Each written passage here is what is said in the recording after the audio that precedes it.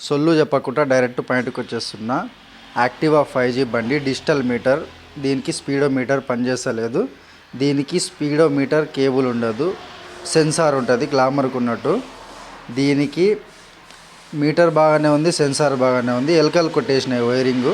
సెన్సార్కి 3 వైర్లు వస్తాయి, ఒకటి ఎర్తింగ్, ఒకటి మెయిన్, ఇంకోటి మన సెన్సార్ నుంచి మీటర్కి మన బండి ఎంత స్పీడ్ పోతుందో చూపించడానికి ఒక వైర్ పోతుంది.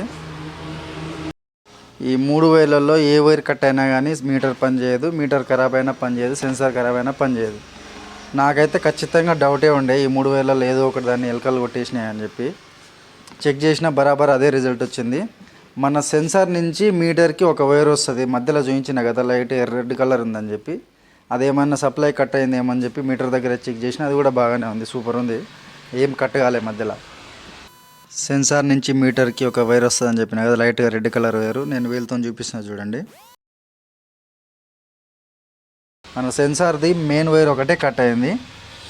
ఇంకా అది మెయిన్ వైర్లు అంటే మస్తుగా ఉంటాయి కదా మనకి, ఇండికేటర్స్ ఫ్లాషర్ బజార్కి పోతాయి, ఇంకా చెప్పుకుంటూ పోతే చాలా ఉంటాయి. మెయిన్ వైర్ని బ్యాటరీ నుంచి కూడా డైరెక్ట్ ఇవ్వచ్చు, కాకపోతే 24 గంటలు సప్లై పోతూనే ఉంటుంది. అట్లా మనకు అవసరం లేదు.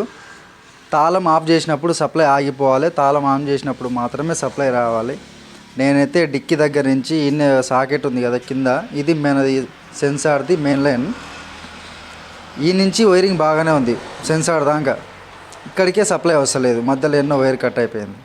నేను పక్కన సాకెట్ ఉంది కదా, ఈ సాకెట్లోంచే మెయిన్ వైర్ నుంచి సప్లై తీసుకున్నాను. నేను చెక్ చేసుకోవాలి, నేను టెస్టింగ్ లైట్తో చెక్ చేసుకొని కనెక్ట్ చేసుకున్నా. సాకెట్ని కట్ చేయకుండా సాకెట్లోకి వైర్ పెట్టి కనెక్షన్ చేసి దానికి కనెక్ట్ చేసిన. నేను చూపిస్తున్నా కదా, ఇది సెన్సార్ మెయిన్ లైను, దానికి సప్లై వస్తలేదు. మనం పక్కన సాకెట్ నుంచి కట్ చేసి సెట్ చేయాలి. వైర్లు ఎప్పుడైనా కట్ చేయొద్దన్న, కట్ చేస్తే అతికి అయిపోతుంది.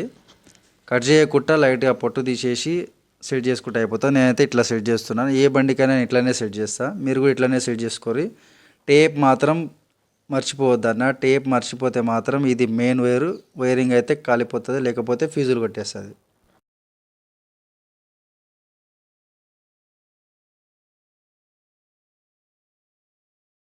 తాళం ఆన్ చేసినప్పుడు మాత్రమే సప్లై రావాలి, ఆఫ్ చేసినా పోయింది. ఇప్పుడు మళ్ళీ ఆన్ చేసినా సప్లై వచ్చింది.